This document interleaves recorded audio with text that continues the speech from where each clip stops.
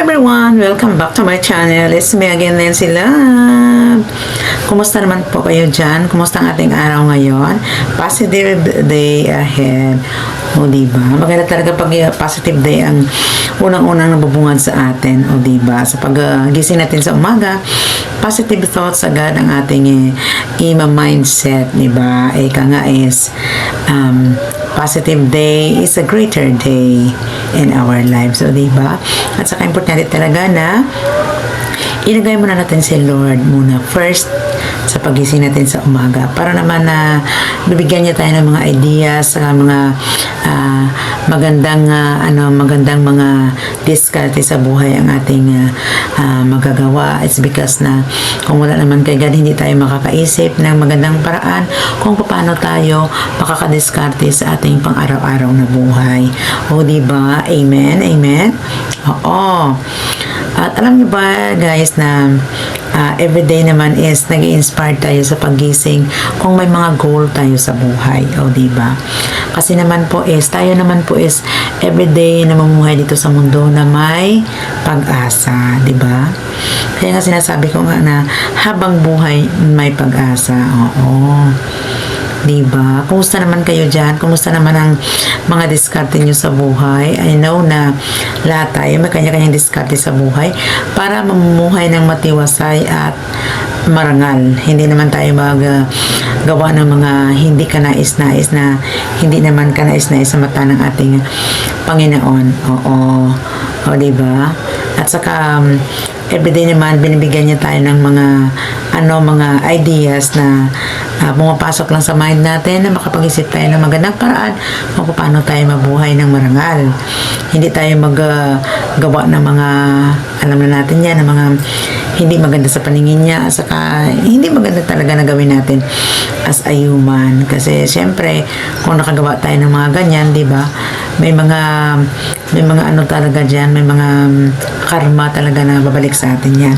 Depende yan sa ginagawa natin. Mayroong good karma at saka bad karma. Eh, syempre, kung good deeds ang ginawa mo, good karma din ang babalik sa iyo. If it is bad deeds, that is bad karma comes in your way. O, diba? Kaya nga dapat tayo mag-isip, mindset, always think positive, na makagawa tayo ng magandang bagay sa ating kapwa habang dito pa tayo sa mundong ibabaw. O diba guys, nakikita naman natin ngayon yung sa California nangyari. At saka nakikita nyo guys, may kaisa-isang bahay doon na talagang alam mo talaga gin-shield ni God na hindi talaga hindi talaga madadala sa mga sunog na yun, sa mga kalamidad na nangyayari. It's because alam mo, yan talaga siya sa kay Lord. Kaya pinaprotect talaga.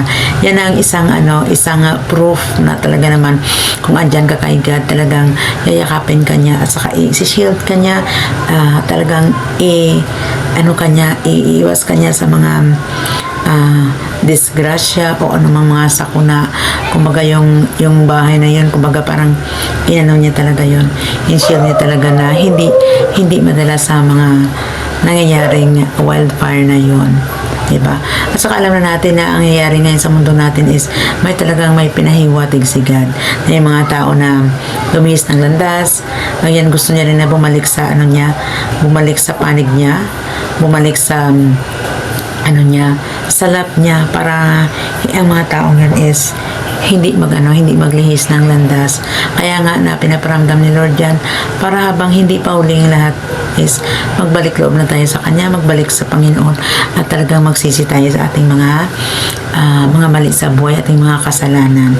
Because we are all human. Alam na natin na syempre prone tayo sa pagkakamali, mga pagkakasala. Pero depende naman yan sa atin. Dapat na alam na natin ang right way, ang good path na tatahakin natin. Huwag tayong dadaan sa liko-likong landas na yan. Which is alam na natin na yan naman is bawal sa ating Panginoon. Oo.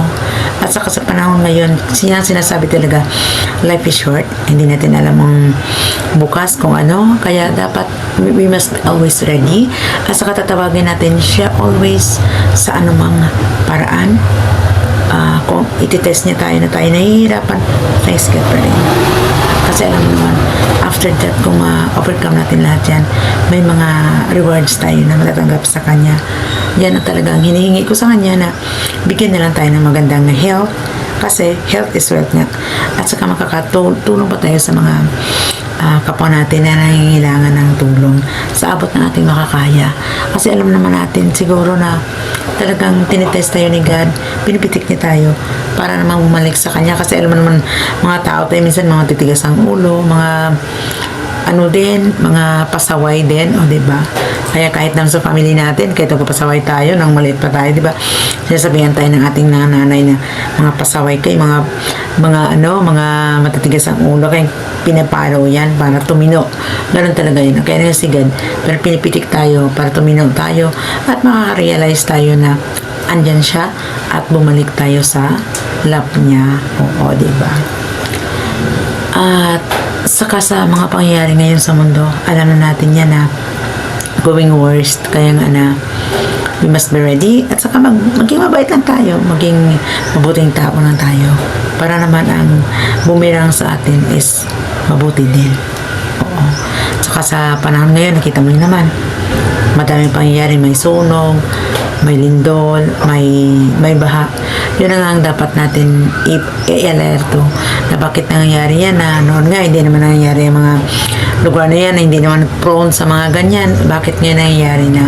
So, yun na nga na dapat naman magiging mabuting tao lang tayo, maging prayerful po tayo para naman na marinig ni God dyan, makikita niya rin na tayo naman sa Kanya at saka iiwas niya tayo, iligaw niya tayo sa masamang mga disgrasya, masamang mga pangyayari, iligaw niya tayo, ilihis niya tayo. And praise God for that, na andyan pa rin siya sa atin kahit anong mangyayari sa atin, andyan siya sa pag-help sa atin, because God is good all the time. All those people na nagre-remember sa Kanya at saka nilalagay siya sa center ng life natin. Okay ka nga. O, kumusta naman kayo dyan? Kumusta ang ating mga experiences ngayong 2025? Sana naman po na mga wishes natin will come true na, no? Oo. At pinaka-the best dyan is ang health natin, because health is wealth. Ika nga. Oo, dapat yan. Kasi kahit anong bagay pa yan, kahit anong kayamanan pa yan, ang pinaka-the best is health. Kasi anong gagawin natin sa kayamanan natin kung tayo naman is hindi na rin makakilos, so diba? That's that's useless. Kaya pangalagaan natin mga sarili, kasi yun na nga, importante talaga yan, kasi habang okay ang health natin is magagawa natin ang ating mga priority sa buhay at ang pangangailangan natin, kasi ang pera is makikita lang yan. Kasi mayroon nga na yung iba na nakakasakit, tapos dumating po sa point talaga na worst talaga, because ang reason nila is para naman sa family, kahit na mahirap, kahit na hindi nila kaya, gagawin nila yan para sa family, because it's need talaga. May nangyari nga yung kapitbahay ng aking kapatid, sa kilala ko rin yun, doon sa sa Rizal dati, na ang lakas-lakas ng katawan, tapos ng last day, nagulat na ako na binalita sa akin ng kapatid ko na pumanaw na pala. Yun naman malakas ang katawan nun, saka kumaga breadwinner din. Oo. Yun na nga, na kahit na masamang pakiramdam, pinipilit niya para sa family, because sa mga gastusin, kasi may mga college pa yung anak, kahit mga dalawa pa siguro. Pero ano nangyayari, ayun na. So, kaya sabi ko na, kung maganda lang health natin is, yun lahat ng mga problem natin is, din natin yan, matutugunan yan at masasolve din, kasi hindi na yun tayo pabayaan ni Lord. Yun sa Kanya, ano na nangyayari, wala na. Kaya kasabihan na nga, ang pera makikita kung maganda lang ang ang health mo. Pero paano kung wala na, di useless na yun, walay na ay nako po, that's life. At speaking of breadwinner, gaya sa movie ni Vice, the breadwinner, yes, yan talaga yung rule kasi ng mga breadwinner, yun nga. Pero syempre, huwag natin pabayaan natin mga health dyan, at saka mga breadwinner dyan, huwag yung pabayaan ng health nyo, kasi kayo nga ang breadwinner, kayo ang pag-asa ng family, diba?